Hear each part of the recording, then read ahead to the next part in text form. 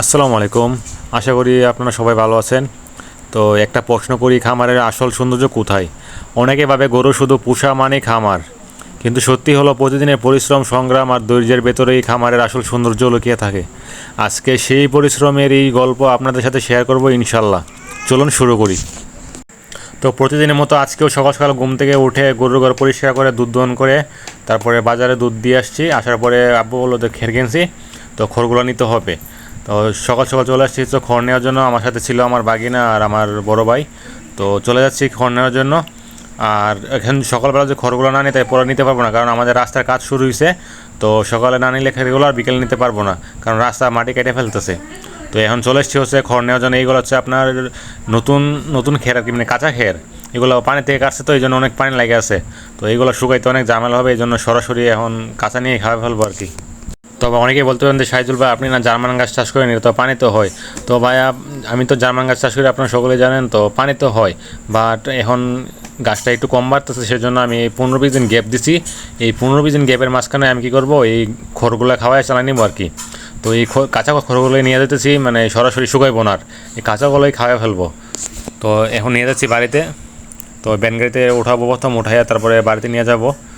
আর বিশেষ করে গরমে রোদে ভ্যান গাড়ি চালিয়ে খড় আনা সহজ না। তার মধ্যে আবার অনেক পিঁপড়া ছিল খড়গুলোর মধ্যে, প্রায় প্রচুর পিঁপড়া, লাল পিঁপড়ে যেগুলো আছে না ওইগুলো, মানে সারা শরীর কামড়ায় একদম লাল করে ফেলছে। তো অনেক কষ্ট করছিল আজকে দিনটা, কিন্তু গরুর জন্য এই কষ্টটা আনন্দের হয়ে যায়। ও সিলিন অস্থির ওঠে শিওর। হ্যাঁ আসলে দেখি তো ক্লান্ত গেছো না আজকে? কি নিতেছো? মাঝখানে কাজ করছি। কি কাজ? এত কষ্ট? হ্যাঁ, শেষ লাস্ট টিপ।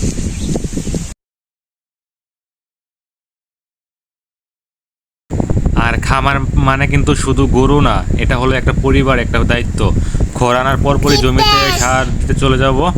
তো হয়তো অনেকে ভাবে এত ঝামেলা কেন, কিন্তু ভালো ঘাস পেতে হলে আর গরুকে ভালো খাবার খাওয়াতে হলে সার দেওয়া ছাড়া উপায় নেই।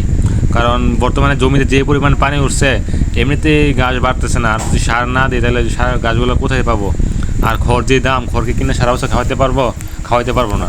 তো পর্যাপ্ত পরিমাণে ঘাস চাষ করতে হবে, তাহলে খড় পরিমাণটা কম লাগবে, তাহলে আপনার দানাদার খাবারও কম লাগবে। কারণ ঘাস ছাড়া কিন্তু উপায় নাই। তো সর্বোচ্চ পরিমাণে ঘাস চাষ করতে হবে গরু পালন করলে, কারণ ঘাস ছাড়া কোনো উপায় নাই। এই জন্য চলে আসছি আজকে ঘাসের জমিতে সার দেওয়ার জন্য। আর গাছগুলো দেখতে পাচ্ছেন যে কী পরিমাণ ছোটো। তো এইগুলো আজকে সার দিয়ে দিচ্ছি। প্রতিদিন খামার আমাকে শেখায় ধৈর্য, পরিশ্রম আর দায়িত্ববোধ। কারণ যে পরিমাণ কষ্ট করে মানে জমিতে সার দিতেছি, মানে জমিতে পুরো পানি, প্রায় হাঁটু শুয়ে পানি লেগে গেছে। এই পানির মধ্যে জমিতে সার দিতেছি, দেখতে পাচ্ছেন যে জমিতে কী পরিমাণ পানি, তারপরেও সার দিতেছি। কারণ সার দিতে হবে, কারণ সার না দিলে গাছগুলো আরও নষ্ট হয়ে যাবে। তো সার দিতেছি, প্রায় 2 টেলের মতো সার আনছি আজকে। তো আমি আর আমার বড় ভাই দুজনে মিলে সার দিতেছি। তো ভাইয়ারা এবং বন্ধুরা, এটাই ছিল আজকে খামারের কাজের গল্প।